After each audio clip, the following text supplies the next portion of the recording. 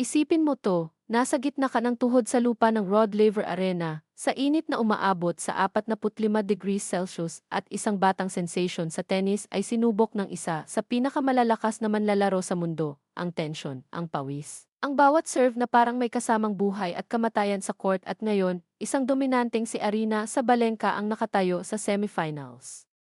Pero hindi lang siya ang bida ng drama ngayon, may isa pang laban na hahamon sa puso at stamina ng mga manonood sa Australia.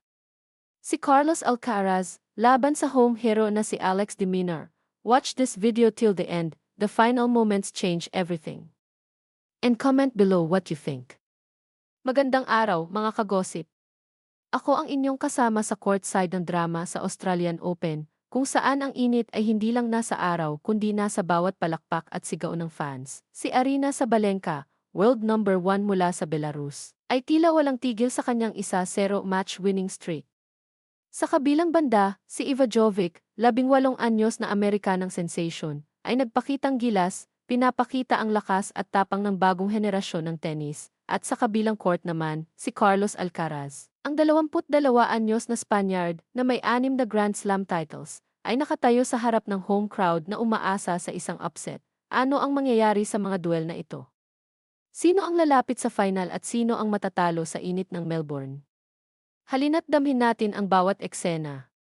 Imagine mo, fans na halos mawala ng hininga sa excitement si Sabalenka, sa ilalim ng 38 degrees Celsius, pinipilit ang bawat serve at return. May mga sandaling mukhang madali ang score, pero sa likod ng 6-3, 6-0, naroon ang pawis, tibok ng puso, at tensyon. Si Jovic, na pambato sa top 100 sa edad na 18, ay nagpakitang gila sa kanyang breakthrough tournament na nagpatalsik ng 7th seed na si Jasmine Paolini. Hindi lang siya basta talo sa court, para sa kanya, ito ay unang malaking hakbang sa mundo ng profesional na tennis. Para sa mga fans ng Alcaraz, tensyon na rin ang naramdaman.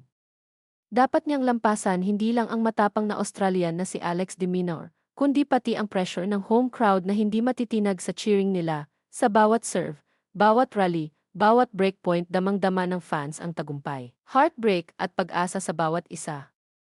Balikan natin ang mga kaganapan. Sabalenka, na naghahangad ng ikatlong Melbourne Crown sa loob ng 4 na taon, ay pinakita ang kanyang dominance, hindi pa rin siya natalo sa set sa buong tournament.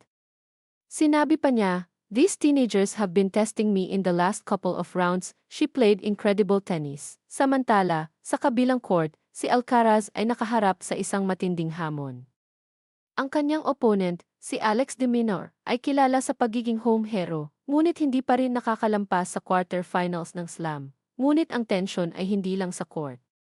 Ang Melbourne mismo ay nakikipaglaban sa init, at may mga oras na itinigil ang junior matches sa labas dahil sa maximum heat stress rating. Dito nagiging mas cinematic ang eksena, ang manlalaro, ang fans. Ang arena lahat ay nakataya sa bawat bola. Hindi mo lang iniisip ang score, iniisip mo ang survival at legacy ng bawat isa sa court. At ngayon, mga kagosip, ito ang pinakadramatikong bahagi. Sabalenka, na tila unstoppable, ay humaharap sa kanyang quarter-final laban sa isa pang rising star na maaaring magpabago sa trajectory ng tournament. Ang bawat serve ay tila may kasamang life or death stakes, at bawat point ay may impact sa kanyang dream ng ikatlong Melbourne title. Samantala, si Alcaraz, sa ilalim ng pressure ng home crowd at init ng 40 panandang pandagdag degrees, ay kinakailangang ipakita ang full mental at physical strength upang makapasok sa semifinals sa Australian Open. Isang milestone na hindi pa niya nararating sa Melbourne. Ang tension ay nagiging halo ng excitement at kaba. Sino ang lalapit sa final? Sino ang maapektuhan ng intensity ng laban at ng ekstremong init ng Melbourne? Ang sagot sa eksenang ito, isang final showdown na magbabago ng lahat. Pagkatapos ng matinding laban, mga fans, damang-dama natin ang galing, dedication, at tibay ng bawat manlalaro. Sabalenka, hindi pa rin natalo sa set, ay handa sa mas malalaking hamon. Alcaraz naman, sa kabila ng pressure at home crowd, ay pinapakita ang tapang ng isang tunay na Grand Slam contender. Ngunit higit sa lahat, ang drama sa court ay nagpakita ng pusong Pinoy at international tennis community, na kahit sino ay pwedeng maging bida sa kanilang sariling kwento. Ang mga manonood ngayon ay puno ng excitement, inspirasyon, at tanong, sino ang magtatapos sa final? Ano ang magiging outcome sa semifinals? Tandaan, sa tennis, sa buhay, minsan ang bawat bola ay may kasamang chance na baguhin ang lahat. Kaya manatiling nakafocus, suportahan ang inyong mga paborito, at huwag kalimutang i-comment sa baba ang opinyon nyo.